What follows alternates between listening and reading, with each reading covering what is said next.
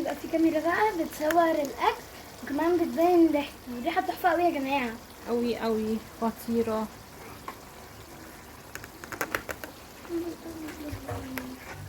هما ازاي يا جماعه لسه ما اخترعوش اختراع نشم منه ريحه الاكل كده؟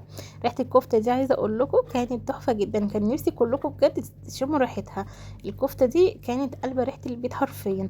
هنستخدم للكفته حبيتين كده بصل متوسط، هنضربهم ناعم جدا جدا في الكبه. بعد كده هنجيب لها نص كيلو لحمه مفرومه هنحطها، وهنستخدم للكبه المفرومه التوابل معلقه كبيره من السبع بهارات، وهنستخدم كمان نص معلقه من القرفه ونص معلقه من الملح. ما تكتروش ملح قوي، هو معلقه صغيره خالص، ونص معلقه من الكزبره ناشفه، ونص معلقه من فلفل اسود. وبعد كده هحط عليهم معلقتين كبار من النشا عشان خاطر الكفته تبقى ماسكه نفسها كده، ما تفكش مني. تمام. هضرب الكلام ده كله كويس جدا جدا مع بعض في الخلاط، وهنجيبه بقى هيبقى بالشكل ده. هنا هختبر الكفته كده الاقيها ماسكه نفسها كويس قوي، فكده تمام قوي. تمام. هجيب بقى حاجه احط فيها الكفته. وبصراحه الكفته انا لازم احطها شويه في التلاجة عشان تبقى متماسكه كده الكفته لما اجي اعملها الكور.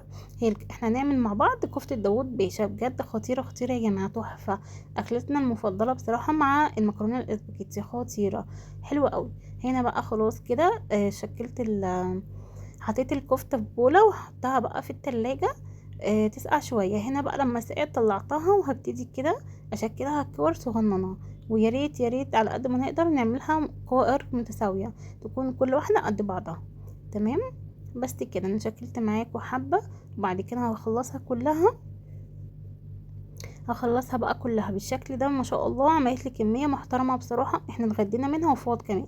هنا بقى جبت هوك كبير كده وغويط، وهنزل فيه معلقه محترمه كده من السمنه او الزبده، وبعد كده معلقه كبيره برضو من الزيت، وهسخنهم كويس جدا جدا. وهجيب الكفته، بس اهم حاجه ان احنا نسخن الطاسه كويس جدا جدا. هجيب بقى الكفته وهنزل بيها واحده واحده كده بالشكل ده، واحده واحده بس عشان خاطر الزيت. بعد كده بقى هسيبها كده تاخد صدمة كده لوحدها، مش هنقلبها خالص يا جماعة، هنسيبها براحتها خالص خالص ان هي تاخد لون. وبعد كده بقى هنبدأ نقلبها. بصوا ما شاء الله لما اخدت لون بقت تحفة ازاي. وبجد حتى لما كان بيبقى فيه واحدة متماسكة كده ولازقة في الطاسة، لما باجي اطلعها بتبقى ماسكة نفسها ما بتفكش مني. ليه بقى؟ عشان احنا حطينا معلقتين كبار من النشا. انا ما بستغناش خالص عن معلقتين النشا دي يا جماعة، عشان في ناس كتير بتعملها من غير نشا، انا ما بستغناش عنهم. لازم احط معلقتين نشا، بتخلي الكفته جميله كده ومتماسكه وحلوه جدا. تمام. هفضل بقى اقلب فيها كده واحده واحده، لازم كلهم يتقلبوا كويس جدا عشان ياخدوا وش من ناحيتين. تمام. تتحمر كده الكفته من ناحيتين. هنا بسم الله ما شاء الله لقيتها كلها اتحمرت، فهشيلها بقى. هبدا اشيل الكفته في طبق على جنب كده. هنشيل الكفتة، مش عايزين ندلقها عشان عايزين السمنة والزيت اللي احنا كنا حاطينهم في الطاسة هنحتاجهم، عشان مش هنحط تاني الوصفة دي سمنة ولا زيت. تمام. خلاص شلنا الكفتة. هجيب بقى بصلة كده صغيرة متوسطة خالص، هنقطعها مكعبات ونحطها في الطاسة في مكان الكفتة. وبعد كده هجيب معلقة صغيرة من الثوم المهروس، وهقلب الكلام ده كله مع بعضه. هنشوحهم بس تشويحة بسيطة. بعد كده انا كنت عاملة صلصة مسبكاها للمكرونة، يعني عشان احنا ناكل جنب الاكلة دي مكرونة، انت ممكن تعمليها كمان جنب رز ابيض. تمام. انا جبت معلقة بقى من الصلصة دي حطيتها كده، وكمان هستخدم معلقة من صلصة العلب، صلصة اللي هي العلب دي، تمام، الجاهزة. هجيب معلقة وهقلبها كويس قوي كده مع الصلصة، وهجيب كمان نص كوباية من المية هحطهم عليهم. وبعد كده بقى احط نص معلقه صغيره من الملح، واحط نص معلقه من الفلفل الاسود، ونص معلقه من الكزبره الناشفه. بس مش هستخدم اي توابل تاني، هي التوابل دي كويسه جدا جدا. هقلب بقى الكلام ده كله مع بعضه. بعد كده هنجيب الكفته وهننزلها بقى تاني، عشان طبعا لازم تكمل سواها، احنا ما سويناهاش سوا كامل، فهتكمل سواها في الصلصه.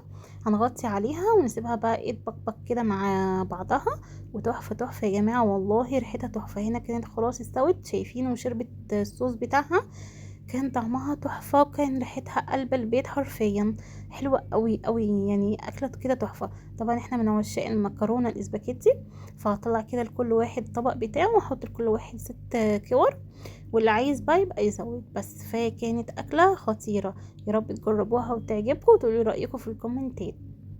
بص تحفة ازاي بجد، الكور كده كانت متماسكة وحلوة قوي يا جماعة، حلوة قوي. جربوا الطريقة وان شاء الله تعجبكم. مع السلامة.